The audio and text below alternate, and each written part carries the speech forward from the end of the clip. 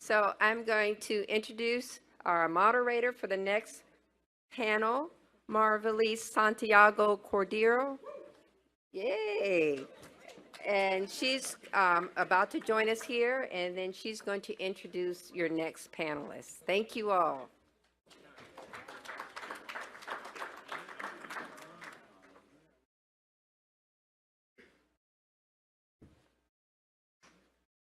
Good afternoon, everyone. How's everybody doing? Good? Okay, great. Welcome to the panel, Don't Strike Out, Pitching Your Invention, and hopefully that'll be the only baseball references I'm going to make.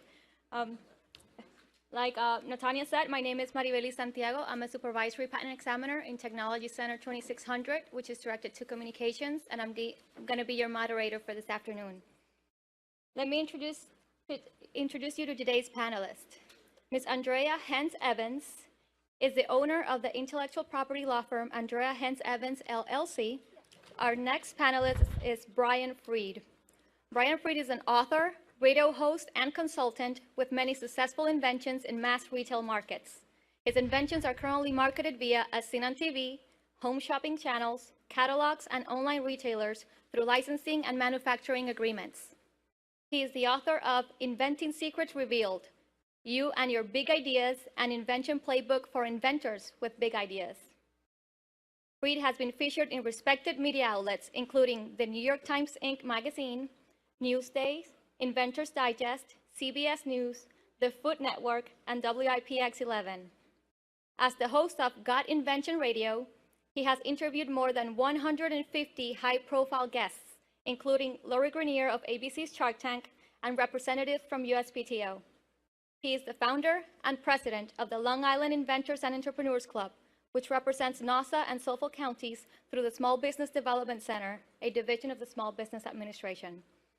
In addition, Freed has served as a trusted mentor to inventors, including celebrities, for more than 15 years. Through his Inventor Smart consultancy, he offers one-on-one support at all stages of the invention process. Freed provides feedback, product development, licensing representation, and turnkey solutions to make invention ideas a reality.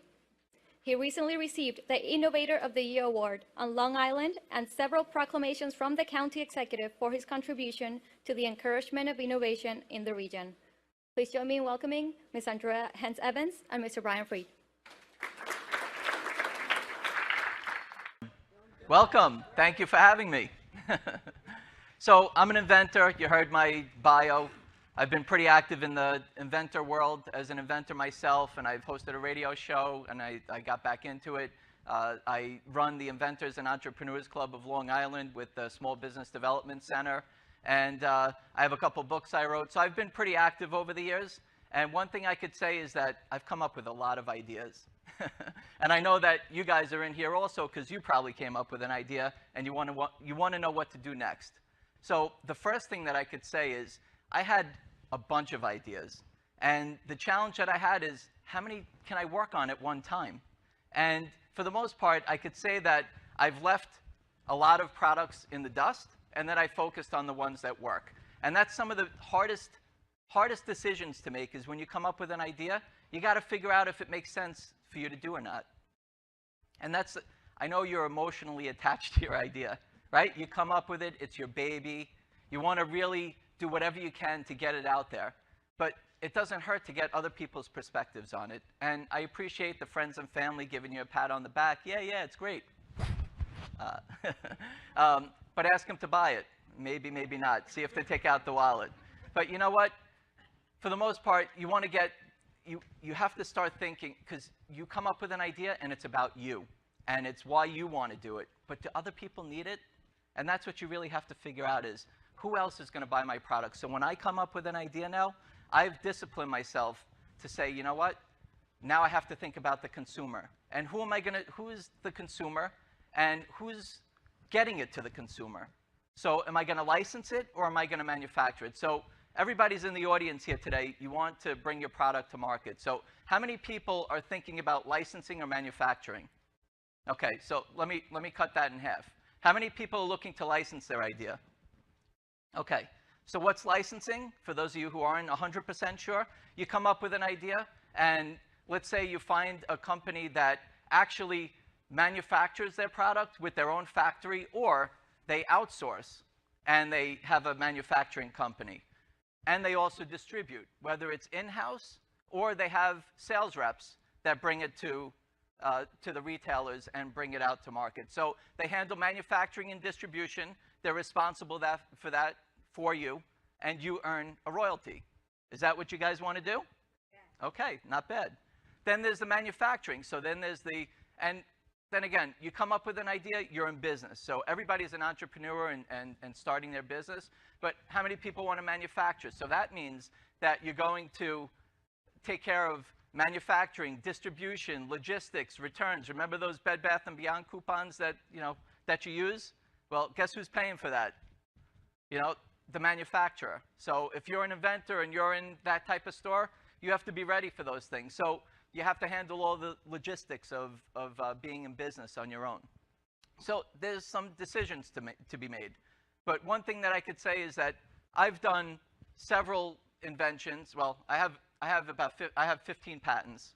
So I've been pretty active with my own inventions and other inventors' products. And I've personally developed an intellectual property portfolio where I earn royalties, and I also help other inventors, and I earn royalties with them. So I'll just show you a couple. I brought some of my inventions. So I came up, and look, I'm not, I mean, I understand engineering and all that, but I come up with simple ideas, and they've seemed to do pretty well out there. So I came up with a snack container that I thought, when you go to like a party and people scoop, well, I've seen people scoop their hands to get the peanuts, the pretzels, potato chips, whatever. Skeeves me out a little bit. So I wanted to kind of replicate like a scooping type of motion. So I came up with a scooper, and I said, it looks like it has a mouth on it, so maybe it should have some kind of face. So I ended up getting Elmo and Cookie Monster and all the Ninja Turtles. You might have seen this in Target, Walmart, Target, Walmart, supermarkets, drugstores, Zulily. By the way, in Target, no, in Walmart, it's like $2.97. In supermarkets, it's $4.99. But anyway, you take your snacks and you put them in here and you close it up, and you can give it to your kid and put it in the back seat, or you can keep it yourself and put your snacks in here. So these have sold very well. And just a quick fact, Elmo outsells Cookie Monster 2-to-1. Here's another product. Anybody watch QVC here? I know we've had HSM, but I was on QVC on air myself for 2.5 years. So I was pretty active on there with several products of my own and other inventions. And I came up with this product called Pull Ties. I'll put this down for a second. So I came home and I was like, you know what? There's so many of those like plastic tabs and the twist ties on different things, and they drove me crazy because you take the plastic tab off, you try to put it back on, it doesn't go back on. It's good for the expiration date, but that's about it. And then the twist ties, you don't know which way to turn them. So it drove me nuts. And then I opened up my pantry and I saw the cereal, and the cereal was wide open in there, and I haven't eaten cereal in a while, and once in a while we eat in the house, but it was stale. And I wasn't happy. So I said, boom, came up with something. So I opened the drawer, and I saw, those kids locks that you put on so they don't open the drawers. So it was like that hooking thing. And then I was wearing a pair of sweatpants with the button. So I came up with this, and I have a fully issued patent on it. It's called Pull Ties. So you take any plastic bag, cereal bag, freezer bag, you put it through the loop, you push the button, you pull it up, and it seals it tight. So I was on QVC demoing these with 20 pounds of potatoes. And then it started to evolve, and it came up with longer ones because some people wanted longer ones, and then it was a little they wanted softer. So it's evolved, and it's on QVC right now. And just to know the power of QVC and those type of home shopping channels, I could say it because I get calls after it's on. Hey, Brian, I saw you sold 10,000 units at $20 a piece, 120,000. So it's like, you can do in 6-7 minutes, you can do $120,000 of product. So you know, this has sold over $2 million on QVC. These snack containers I've sold millions of units of, so, and I've licensed them, so I collect royalties, and some I've manufactured myself. I'll show you, let me see, this one I'm redesigning, but you know when you get a knot in your jewelry and you try to take it out, right? So I have a fully issued patent on a knot loosening device. So this is the original one that was on As Seen on TV. I have several products that were on As Seen on TV. I just brought what I could today to show you. But this, you take the covers, you put this in the knot, you push the plunger down, and it loosens the knot. And then if you put this cover on, hope I don't poke myself here, but you know the old bracelet buddy, right? You put a bracelet on with one hand, so you put it on, you flip it around, you put it. So I'm redesigning it, and hopefully you'll see it out very shortly again on TV. Okay, so that's another one. Let me just show you one more, and then I'll get into my presentation. Right? We're all here to come up with ideas and bring them out, so why not show them, right? I brought a couple. Right? So, you know what? So after I do this, maybe you'll listen to what I'm saying with my presentation, because I've pitched a few products before. Anyway, I came home one night, and there was no room left in my fridge, and I said, I'm trying to put it in the fridge, and I saw that there's a carton of eggs in there, and I opened it up, and there's one egg left in there. So I'm like, what? All this space for one egg? So I came up with a collapsible egg tray. So you put your eggs in. Thank you. Put your eggs in, and as you use them, you push it back until there's that much space left. And I called it extra space. So thank you. Thanks. So this is selling on Amazon right now, and a lot of my products are, but this was retooled and redesigned a little bit, and it's going to be in Walmart soon. So thank you. All right, so that's enough about me. Where's the clicker? Oh, and by the way, there's Warren's in here. Anyway, you know, he works with Lifetime Brands, so just one more, because Warren's here also. But I came up with tongs. And you know, when you pull the top part to lock your tongs, there's all that space. So I said, you know what? What if and when I put the tongs in my drawer, they're like wide open. So I was like, there's so much space for that, to make it so you can almost put like grooves in it. So now you do small, medium, and large openings. And it's under the Farberware Pro line, and they sell in JCPenney and Walmart and a bunch of places. So all these things I earn royalties from. You know, so there's one more. I'm just trying to find the clicker. There it is. Thank you. All right, so let's get to it. Anyway, I started off with, do you want to license your idea or you want to start a business? And that's the big question, because people don't, or you don't know. You're not sure.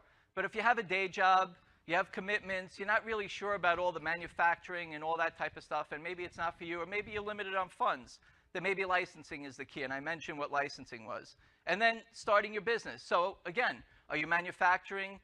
Do you want to manufacture? You want to go into your business? You want to handle the shipping, receiving, warehousing, accounts payable, receiving? Maybe you have to hire somebody. Or you could do it yourself, but it's a big task. It's possible, and it's rewarding.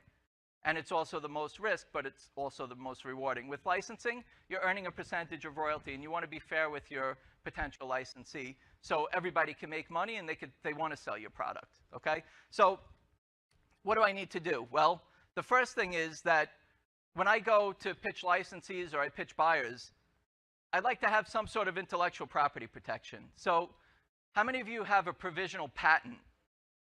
Okay, I hear it so many times. I have a patent. Really? Well, what type of patent is it? I have a provisional patent. That's not a patent. It's a patent application. It gives you the right for 1 year to say your idea is patent pending, and you can go and show it freely. That's what I do. That's just my opinion. I show it freely.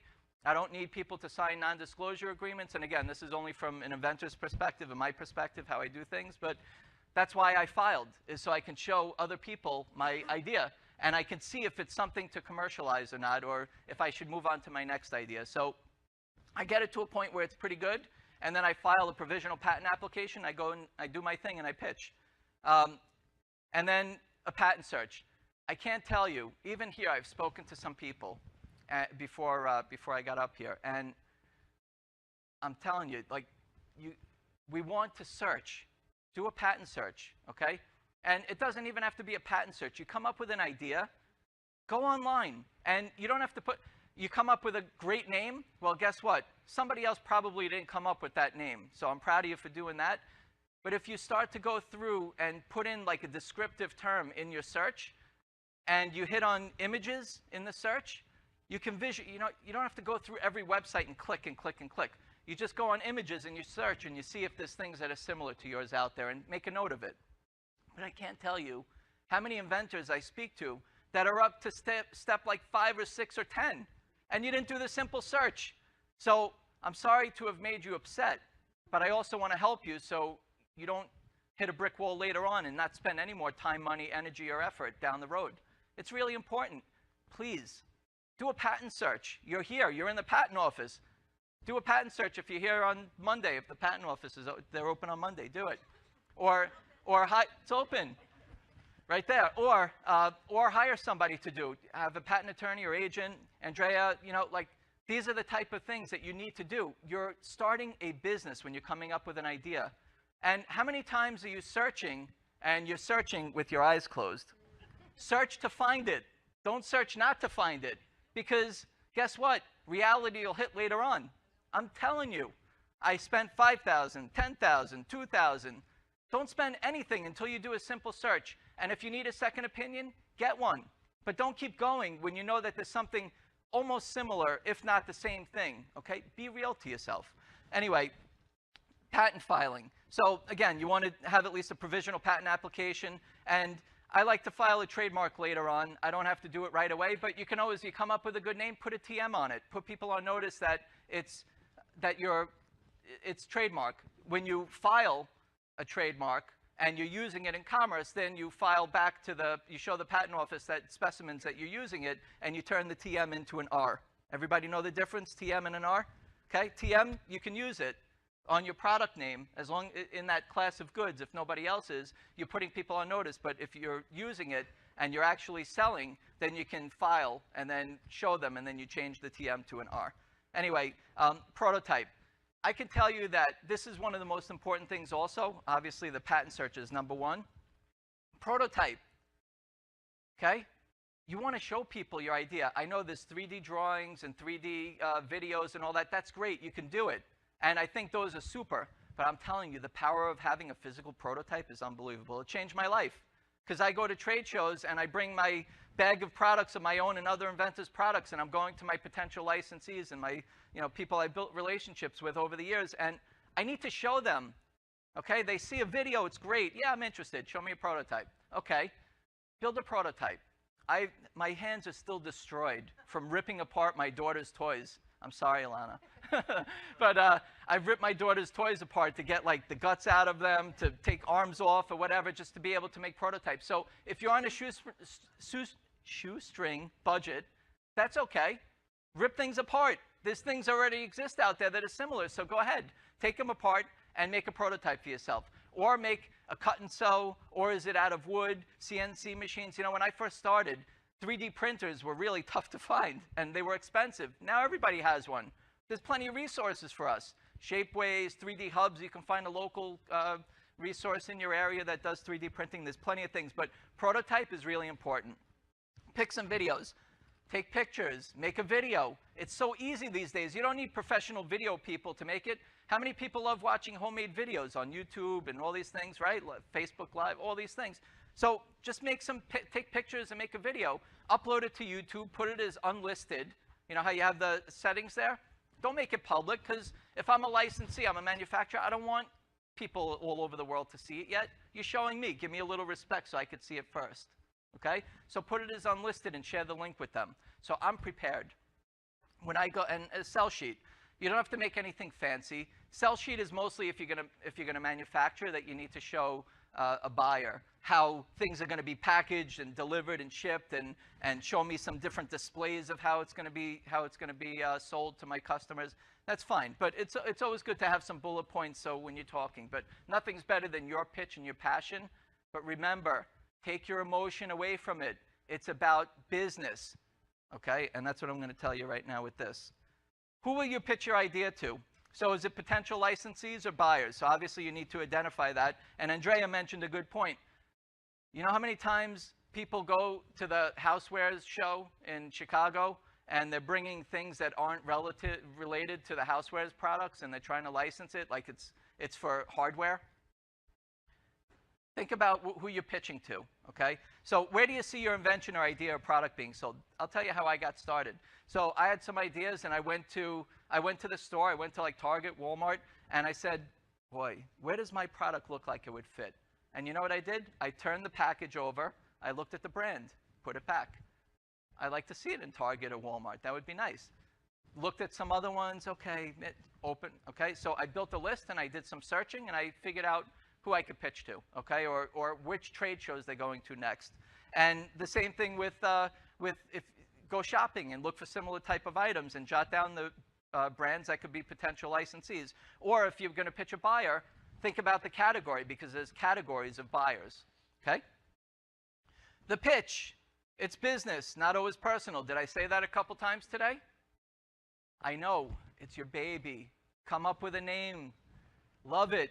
Do as much as you can to get it out there, but be realistic, okay? If it's something that's going to hit a brick wall, move on to your next idea. You know what? I'm proud of everybody. You came up with an idea. You'll come up with another one. Because if you're in that mindset, you'll come up with another one, I promise. So, business, okay? And if you can't focus on business, get somebody else to help you. Because you're going to spend tens and thousands of dollars, possibly, or maybe you spend a little bit, because you don't really need that much if you're going to license. You just need to show it, or at least have a prototype. But get some other people's opinions and not your friends and family, okay? And if it's not protected yet because you didn't do all that stuff, then get a non-disclosure agreement. They're so easy. If you need one, Andrea can give you one. I could give you one. It's on my website for free, whatever you want, okay? Expectations. I could say, and obviously know the industry that you're going to be pitching to. Expectations. I talk to inventors that have a great idea, but they want basically everybody to do everything for them, and they make all the money. And you know, somebody who's manufacturing it and distributing it, and all the people in between aren't going to make anything. How do you think they're going to feel about that? You think they're excited to work on your invention? Probably not, or license your idea. So look, they take relative to the industry that you're going to be pitching. How's the time? Am I okay? Okay. Think about who you're pitching to and what the industry is. So I've had a line of t-shirts that were in Target, Walmart, Sears, Great Tiger for those in Canada, and a bunch of things. And I had 150 plus trademarks, okay?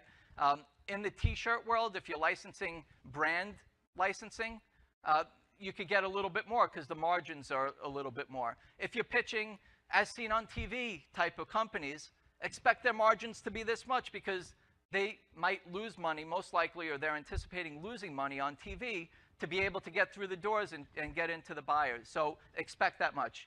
But when maybe they're going direct to consumer, or you'll get a little bit more. And if they're going to the buyers, then you'll get a little bit less because there's people in between, okay? Or there's different factors in between. So you need to know your expectations. Average, anywhere between 1% and 5%, okay? If you're having like my Elmo and Cookie Monster, so every time one of those sells, the company has to pay me, and they have to pay Sesame Street. Nickelodeon, my snack container with Teenage Mutant Ninja Turtles. Every time one sells, they have to pay me, and they have to pay Nickelodeon, okay? So, and then even Farberware, Lifetime Brands has to pay Farberware, and they have to pay me. So you have to respect as a partner to know that there's things that they have to do as a business. So I'm okay with them making money and having the margins, and I make some. And that's why if you have like those pull ties, for example, the reason why those pull ties I think are doing really well and they've had success is because if I went on QVC and I said, I have a bread bag sealer, right? How many people have used bread? Maybe yes, maybe no. I don't need it. I use the but I said, okay, now I'm going to go into the pantry. I have cereal. How many people use it in, you know, for plastic cups and for freezer bags and all these different things, right? So I put your mind in the different areas of the kitchen. But then I pulled it up and I said, how many people have a kitchen? Guess what? Everybody can buy it now, right? So you have to, these type of products have good potential. If you're limited in industry, you'll be able to maybe get higher margin of royalties, but at the same time, you might sell less. But the ones that have higher opportunity, you might have a little less, but you'll sell more. Okay? So expectations, like really, you have to figure out what it is that you want, but realistically remember that they're doing everything mostly, and you're collecting and earning a royalty, which I respect, and I'm doing it with my intellectual property also. But you have to remember that you're partners, and they're taking most of the risk. Okay? And negotiating the deal. I could tell you that many companies have asked me to be involved in between the inventor and them, because I know it's your baby and that's what you're working on and you want to make a good deal, but there's a lot of things that you want to communicate properly, and they do, and you want to communicate with them. And sometimes you want to work with them, but you also don't want to annoy them, and maybe there's things you should ask or maybe you shouldn't ask, and you don't want to mess up. I'm not a patent attorney or agent or a licensing attorney. But what I do is I end up going in and I help to negotiate the deal, and I'll be a liaison between. So it doesn't have to be me. It could be other people also. But if you're not sure of how to negotiate the deal, then get somebody to help you. Okay? Okay, so I'm pretty active on LinkedIn. If you want to find me on there, we should definitely hook up. I have a lot of connections, and whether they're buyers or potential licensees. Anyway, I took one of my blog posts and I put it in pieces to make up this presentation on this part. So you're pitching a DRTV. Everybody know what DRTV is? Direct response TV. Companies are looking for mass audience appeal and will pick up where you left off in your invention process. I'd still do my due diligence and have a proper patent search done, and I have some intellectual property protection. Provisional patent works and puts them on notice that your product is patent pending. Do not share your provisional patent application with them until you're in negotiation stages, and have a non-disclosure agreement signed at the point of mutual understanding, which I like to have in an email replied to. Okay? And I could share this presentation with you also, but this, if you go on my LinkedIn and you look at my articles, this is one of them. It's called The Pitch. Okay? So this is for industry-specific focused products. So like my food tongs there, I would go to kitchen gadget type of companies, so you want to pitch them. And the same thing with catalogs. Like catalogs are a good place to launch your idea. If you're manufacturing, they don't need many. Like maybe you do a short run for manufacturing and you have some. You can take them and call catalog companies. They take 12, 24 at a time, and it's a good launching pad for your idea, as well as Home Shopping Network especially, and even Amazon these days, to put your product out and just test it and see how it does. Home Shopping Channel, you need to have product available and manufactured to be able to do it, and typically they usually look for like $30,000 of what you're selling your product to them for. That you need to do a test, okay? And look, a lot of places, like if you're going to manufacture your own, many places are willing to do a test. Like I've been in different buyers and home shopping, and I say, look, I'm showing you a prototype. Do you like it? Would you make a commitment to give me a PO if I ended up going into production with this? They're pretty nice. I mean, for the most part, the buyers are there. They want to work together. They see something they like. They want to work with you. So I've had commitments that way, and that's when I've tooled up, and that's when I've manufactured and shipped it, and I worked all the details in between. But you can get a commitment first before you start manufacturing your idea. Okay, and keep on inventing. Thank you, and think up.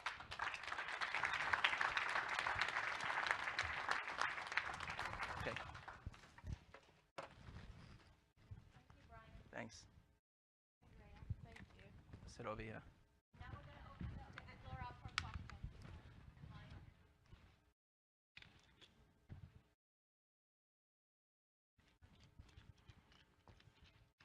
First question. Thank both of you. Really appreciated that. The first question is for Andrea. You're wonderful. I love your presentation skills and how you're so lively, and I love the smile. I'm going to make sure I keep that when I speak with people. But so you are a patent attorney, Yes. so I can use you on my team because I need a reputable attorney that's going to be there and really support me, being that you know all of everything that's going on. You've actually worked here. That's good for all of us.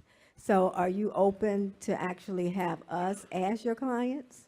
Oh, of course. Okay. That's not even a question. That's okay. understood, So yes. yes, so I definitely want to connect with you. Really appreciate all of that good information that you gave us. And the next question is for Mr. Brian over here, Mr. Innovator. I love how you had the snack little thingies for the. $1.99 for you. I'm only kidding. What was that again? Huh? No, I'm not selling it to you. Actually, I So- may resell mine. I have about 100 of those in the Elmo. I There you probably go. bought Okay. 100 of them. Thank you for your support. So I'm all about licensing. That's the avenue that I want to go, at least at first starting out. You have Elmo and Cookie Monster, and you mentioned something about the other character. Teenage that Mutant Ninja Turtles. Yeah. Right, Ninja Turtles.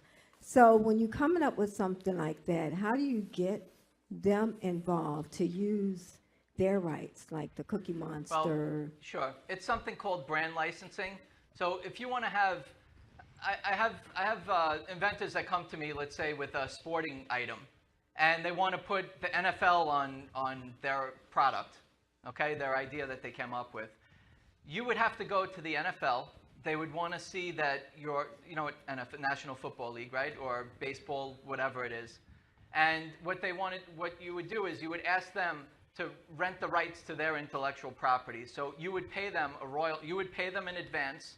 You would pay them a royalty every time your product sells. But they want you to be a manufacturer, and they want you to have some activity and understanding of, to have experience with manufacturing before they would grant you the rights to their license. So it's reversed. Like, we're going to licensees to present our product to earn royalties, but then there's other people that manufacture, and they want to go to like a NFL or NBA, whatever, and take their brand and add it to their product. So every time one sells, you would have to pay them.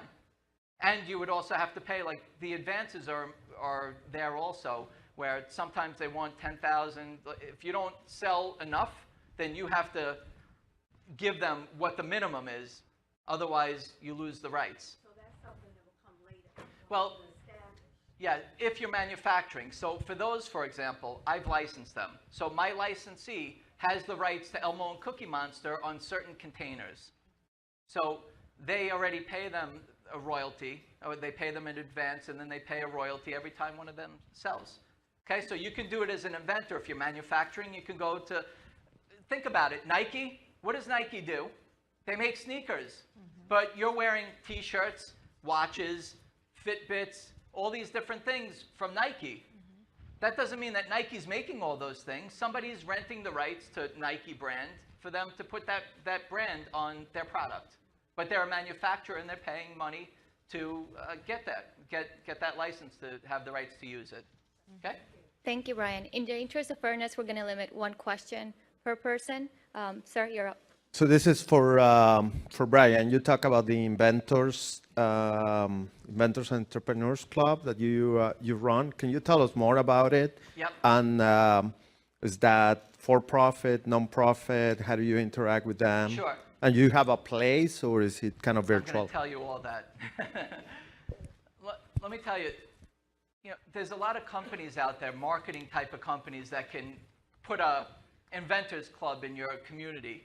But what I wanted to do is I wanted to have inventors feel comfortable, and that's why I went through the industrial development agencies and like the innovation areas of my county offices, because Long Island is made up of Nassau and Suffolk County. So I went to both of them, and I ended up starting with the first one, and I worked through the IDA, Industrial Development Agency.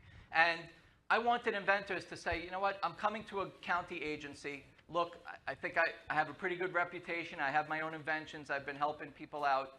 And I would like for you to help me with getting this out there. So I've been running I run Suffolk for 12 years, and I ran Nassau County for 5 years. And then county executive changed, some commitments in the other counties, so I merged them together. And this is what I wanted to tell you, sir.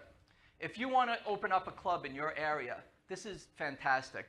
How about going to the Small Business Development Center, which is most likely on a campus by you, and they're a division of the Small Business Administration, SBA, and tell them that you'd like to open up a club and almost like a workshop for inventors. So Inventors and Entrepreneurs Club of whatever it is, and they'll provide you with the resources. So I have an administrator that helps with the emails setting up. I don't keep a record of any emails. They do. It's their thing. All the people that have gone through the Small Business Development Center, they have all the email things. So all these people are getting emailed, and you have all these people coming together. But what's great is that they provide a free service. So if you're starting off your invention and you want to turn it into a business, they also provide support and help you with business plans. And it's all free. It's a government agency. But I wanted people to feel comfortable that they're not coming to some marketing BS in their area, and to put it through the county or the Small Business Administration Development Center, that they feel comfortable doing it. So I've been doing it all those years, and I know we added it up. I've had over 8,000 people in Nassau and Suffolk County come through the doors of my inventors clubs, and it's going strong. Every month I have a great speaker. We do general question answer. To the speaker, we do question answer, and then people network. And you could be a successful inventor. You could be, oh, that's right. Guess what? I have to say, and I'm proud that my invention club is one of the top inventors clubs in the country, and I have the honor of having the USPTO come to my group next month. They're coming from Alexandria, Virginia to Long Island. All right. And where's Andra? There she is. There she is. She's going to be speaking at my Well, event. I want to add to that, because if you're not in Long Island, I'm also on the board of the United Inventors Association, and it's free for all of you to join. And basically, we do similar things like this. We just hosted an event for all the Inventors Club's presidents to try to bring everybody on the same page. So if you're in a city where your Inventors Club is not as vibrant, and you can get ideas, and so the Inventor Club presidents talk. So we're hosting different events like this next year that you all can come to, possibly here at the PTO. Actually, on the UIAUSA.org website, there's an area there to find an inventors club in your area. That's right. And you can look there. Also on USPTO.gov, there's in the inventor resource area, there's inventors clubs that you can look up there too. Great. For your convenience, Andrea will also be available to answer your questions at the upcoming panel. Just as an FYI, Mai, go ahead. Thank you. I just had a quick clarification.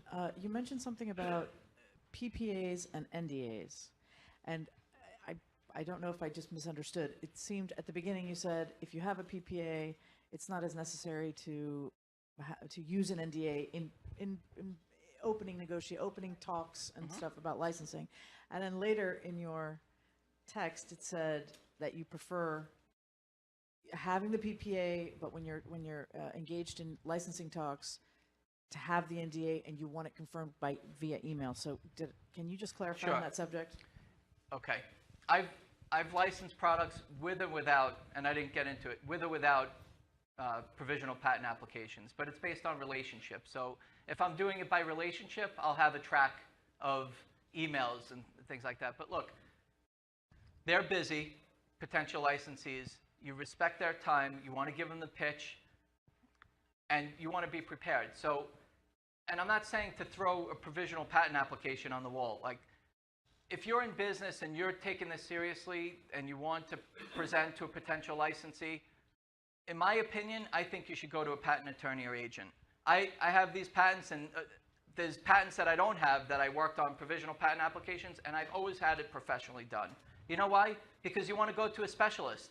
If I end up getting a deal with a potential licensee and I show them my chicken scratch that I put together, they're going to be like, Brian, I'm not interested. and then they'll do it themselves because they know that it wasn't done properly. I don't know. I'm a big fan of doing it. If I'm going to invest in this and this is my business, I'm going to pay a little bit to be able to get it done properly and respect the business. And then when I bring it to, that's why I get deals, because I'm prepared. And I do it in a way where they know that I've done my due diligence and that I mean business. And I know what I'm looking for, and I've done what they need me to do.